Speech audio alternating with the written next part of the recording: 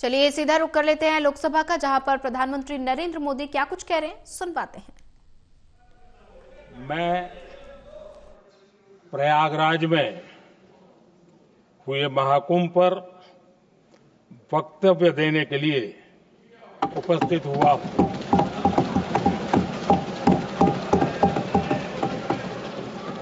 आज मैं इस सदन के माध्यम से कोटि कोटि देशवासियों को नमन करता हूं, जिनकी वजह से महाकुंभ का सफल आयोजन हुआ। महाकुंभ की सफलता में अनेक लोगों का योगदान है। मैं सरकार के, समाज के सभी कर्मयोगियों का अभिनंदन करता हूं। मैं देश भर के श्रद्धालुओं को, यूपी की जनता, विशेष तौर पर प्रयागराज की जनता का धन्यवाद करता हूं।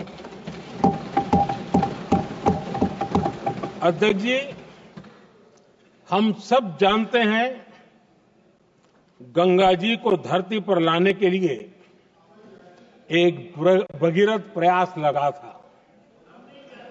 वैसा ही महाप्रयास इस महाकुंभ के भव्य आयोजन में भी हमने देखा है।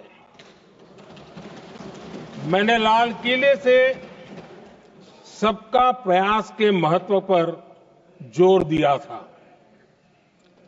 पूरे विश्व ने महाकुंभ के रूप में भारत के विराट स्वरूप के दर्शन किए। सबका प्रयास का यही साक्षात स्वरूप है। ये जनता जनार्दन के संकल्पों के लिए, जनता जनार्दन की श्रद्धा से प्रेरित महाकुंभ था। आदरणीय अध्यक्ष जी, महाकुंभ में हमने हमारी राष्ट्रीय चेतना के जागरण के विराट दर्शन किए हैं। ये जो राष्ट्रीय चेतना है, ये जो राष्ट्र को नए संकल्पों की तरफ ले जाती है, ये नए संकल्पों की सिद्धि के लिए प्रेरित करती है। महाकुंभ ने उन शंकाओं आशंकाओं को भी उचित जवाब दिया है जो हमारे सामर्थ्य को लेकर कुछ लोगों के मन में रहती है। अध्यक्ष जी, पिछले वर्ष अयोध्या के राम मंदिर प्राण प्रतिष्ठा समारोह में हम सभी ने ये महसूस किया था कि कैसे देश अगले 1000 वर्षों के लिए तैयार हो रहा है। इसके ठीक 1 साल बाद महाकुंभ के इस आयोजन ने हम सभी के इस विचार को और दृढ़ किया है। देश की ये सामूहिक चेतना देश का सामर्थ्य बताती है। किसी भी राष्ट्र के जीवन में, मानव जीवन के इतिहास में भी अनेक ऐसे मोड़ आते हैं जो सदियों के लिए, आने वाली पीढ़ियों के लिए उदाहरण बन जाते हैं। हमारे देश के इतिहास में भी ऐसे पल आए हैं जिन्होंने देश को नई दिशा दी, देश को झकझोर कर जागृत कर दिया। जैसे भक्ति आंदोलन के कालखंड में हमने देखा कैसे देश के कोने कोने में आध्यात्मिक चेतना उभरी। स्वामी विवेकानंद जी ने शिकागो में 1 सदी पहले जो भाषण दिया, वो भारत की आध्यात्मिक चेतना का जयघोष था। उसने भारतीयों के आत्मसम्मान को जगा दिया था। हमारी आजादी के आंदोलन में भी अनेक ऐसे पड़ाव आए हैं। 1857 का स्वातंत्र संग्राम हो, वीर भगत सिंह की शहादत का समय हो, नेताजी सुभाष बाबू का दिल्ली चलो का जयघोष हो, गांधी जी का दांडी मार्च हो, ऐसे ही पड़ावों से प्रेरणा पाकर भारत ने आजादी हासिल की। मैं प्रयागराज महाकुंभ को भी ऐसे ही एक अहम पड़ाव के रूप में देखता हूं, जिसमें जागरूक होते हुए देश का प्रतिबिंब नजर आता है। अध्यक्ष जी, हमने करीब 1.5 महीने तक भारत में महाकुंभ का उत्साह देखा, उमंग को अनुभव किया। कैसे सुविधा असुविधा की चिंता से ऊपर उठते हुए कोटि कोटि श्रद्धालु श्रद्धा भाव से जुटे, ये हमारी बहुत बड़ी ताकत है। लेकिन ये उमंग, ये उत्साह सिर्फ यहीं तक सीमित नहीं था। बीते हफ्ते मैं मॉरिशस में था। मैं त्रिवेणी से, प्रयागराज से महाकुंभ के समय का पावन जल लेकर गया था। जब उस पवित्र जल को मॉरिशस के गंगा तालाब में अर्पित किया गया, तो वहां जो श्रद्धा का, आस्था का, उत्सव का माहौल था, वो देखते ही बनता था। ये दिखाता है कि आज हमारी परंपरा, हमारी संस्कृति, हमारे संस्कारों को आत्मसात करने की, उन्हें सेलिब्रेट करने की भावना कितनी प्रबल हो रही है। अध्यक्ष जी, मैं ये भी देख रहा हूं कि पीढ़ी दर पीढ़ी हमारे संस्कारों के आगे बढ़ने का जो क्रम है, वो भी कितनी सहजता से आगे बढ़ रहा है। आप देखिए, जो हमारी मॉडर्न युवा पीढ़ी है, ये कितने श्रद्धा भाव से महाकुंभ से जुड़े रहे, दूसरे उत्सवों से जुड़े रहे हैं। आज भारत का युवा अपनी परंपरा, अपनी आस्था, अपनी श्रद्धा को गर्व के साथ अपना रहा है। अध्यक्ष जी, जब एक समाज की भावनाओं में अपनी विरासत पर गर्व का भाव बढ़ता है, तो हम ऐसी ही भव्य प्रेरक तस्वीरें देखते हैं जो हमने महाकुंभ के दौरान देखी। इससे आपसी भाईचारा बढ़ता है और यह आत्मविश्वास बढ़ता है कि एक देश के रूप में हम बड़े लक्ष्यों को प्राप्त कर सकते हैं। अपनी परंपराओं से, अपनी आस्था से, अपनी विरासत से जुड़ने की ये भावना आज के भारत की बहुत बड़ी पूंजी है। अध्यक्ष जी, महाकुंभ से अनेक अमृत निकले हैं। एकता का अमृत, इसका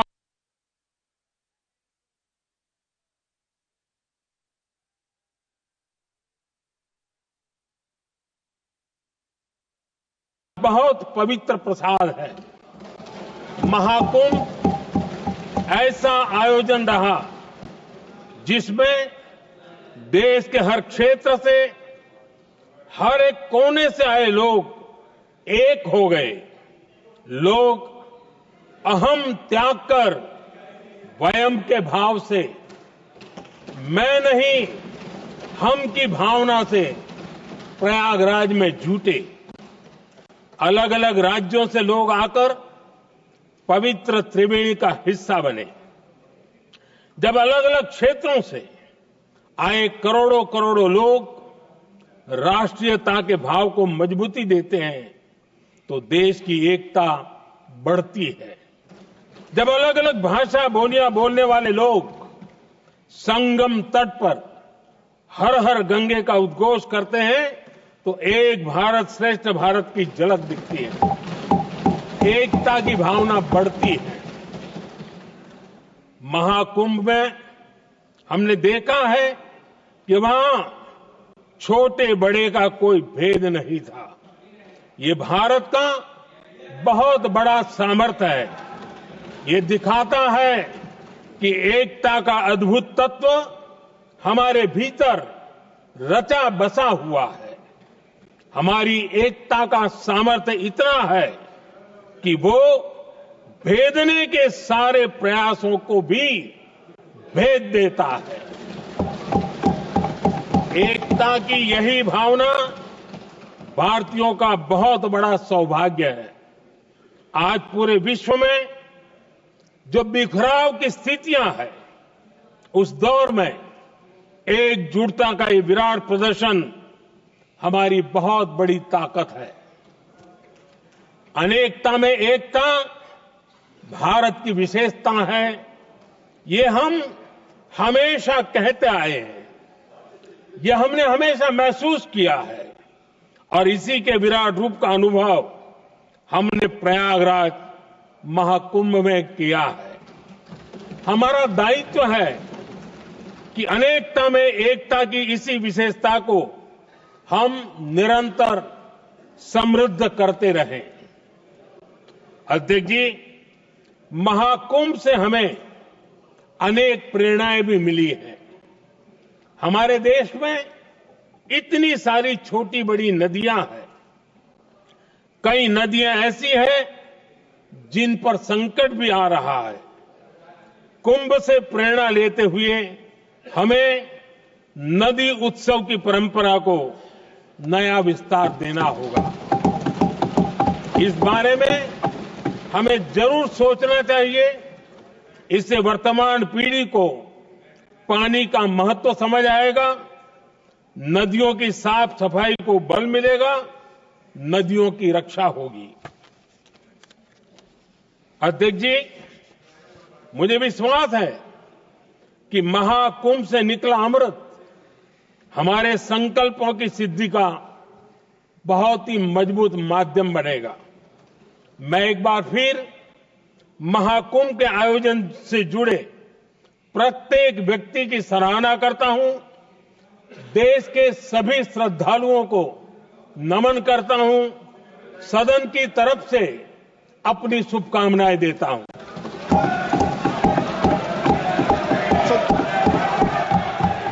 नियम 372 एक मिनट, नियम 372 के तहत आप विद्वान माननीय सदस्य विषय उठा रहे थे ना, इसलिए मैं बोल रहा हूं, आप नियम पढ़ लिया करें। हर विषय सदन नियमों से चलता है। 372 के अंदर ये नियम है कि माननीय मंत्री जी या प्रधानमंत्री स्वेच्छा से स्टेटमेंट देते हैं और उसमें यह भी नियम है कि माननीय मंत्री जी और प्रधानमंत्री जी स्टेटमेंट के बाद कोई सवाल नहीं होता है। Shri Pratap Sarangi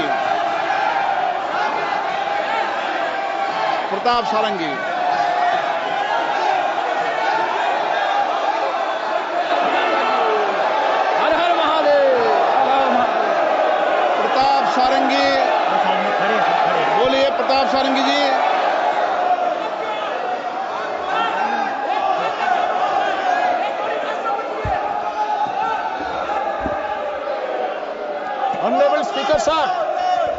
Honorable Speaker sir, I am specially thankful to you for having allowed me to participate in this discussion on demand for grants relating to Railway Department, Railway Ministry.